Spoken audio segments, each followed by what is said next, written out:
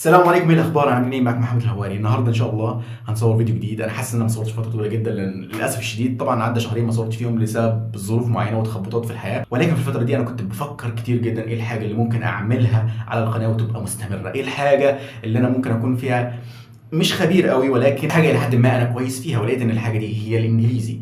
حاجه كنت بفكر فيها دايما، ايه الحاجه اللي ممكن تكون سلسله في القناه اسهل على الواحد انه ممكن يلاقي افكار. طب ايه الفكره اللي ممكن نصور بيها النهارده؟ ايه الفكره اللي ممكن نصور بيها بكره؟ انما لما تكون سلسله بتسهل على الواحد انه ياخد فتره طويله، انه ياخد وقته في انه يفكر في الفكره الجايه ايه او السلسله الجايه تبقى ايه، وممكن يكون خد خبره في حاجه فيقدر ان هو يقدمها. فان شاء الله باذن الله الفتره الجايه دي هنحاول نتكلم عن الانجليزي انا كويس فيه. انا مش هقول ان انا خبير فيه او اكسبرت فيه، ولكن انا كويس الى حد ما في الانجليزي. هناخد فتره في القناه وشويه فيديوهات في القناه عن تعليم الانجليزي، وناخد شويه كلمات وهنعمل شويه خطط ازاي ان احنا نطور نفسنا في الانجليزي. محتوى القناه كله مش هيبقى عن الانجليزي، ولكن دي فتره مؤقته او حاجه من ضمن الحاجات اللي اعملها على القناه، لان انا فكرت ان انا ممكن اعملها كمحتوى منفصل في قناه منفصله تماما، وده افضل من حيث المعلنين والشركات المعلنه. فده افضل بالنسبه لك ان انت بس سبيسيفيك في حاجه معينه في القناه بتاعتك عن اليوتيوب، ده هيبقى افضل بالنسبه لك وبالنسبه للناس اللي هتتابعك فيها متابعاك عشان محتوى معين. ولكن للاسف الشديد انا ما عنديش جمهور او امكانيات حتى تصوير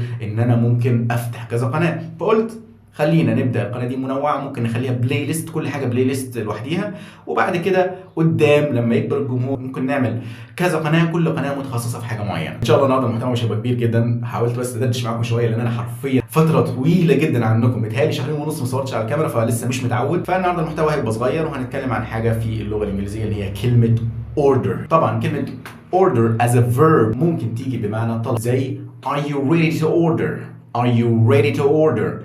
كرر طبعا معايا الكلمات دي، من الحاجات المهمه جدا جدا جدا. موضوع الشادوينج حرفيا بياخد الليفل بتاعك من هنا لهنا. الشادوينج جايه من ظل، يعني ان انت بتقلد الحاجه دي، وطبعا هنعمل فيديوهات مخصوصه بس للشادوينج وازاي ان احنا نطور موضوع الانجليزي بتاعنا، وطريقه الكلام هتتطور بالممارسه. الممارسه ان انت تسمع حاجه وتكررها، ده اسمه شادوينج. ان شاء الله في الفيديو الجاي نحاول ان احنا نعمل محتوى مخصوص عن الشادوينج.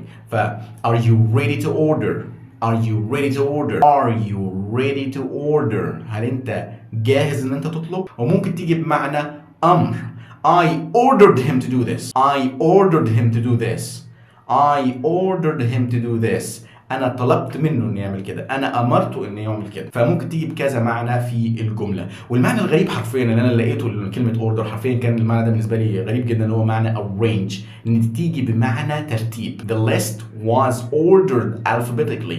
ان القائمه تم ترتيبها بطريقه ابجديه. Order as a noun كاسم ممكن تيجي بمعنى purpose. Ali trained every day in order to improve his performance. انه علي اتدرب يوميا بهدف او بغرض ان هو يحسن اداؤه. Ali trained every day to improve his performance. Ali trained every day to improve his performance. وممكن تيجي بمعنى arrangement اللي احنا قلنا عليها كفاعل. Make sure that you put the box back in the right order. يعني اتأكد ان انت تحط الكتب في الترتيب بتاعها. Make sure that you put the box back into the right order. Into the right order، ان تحطها في الترتيب المناسب ليها. ممكن تيجي بمعنى ترتيب، او ممكن تقول مثلا I would like to make my life in order.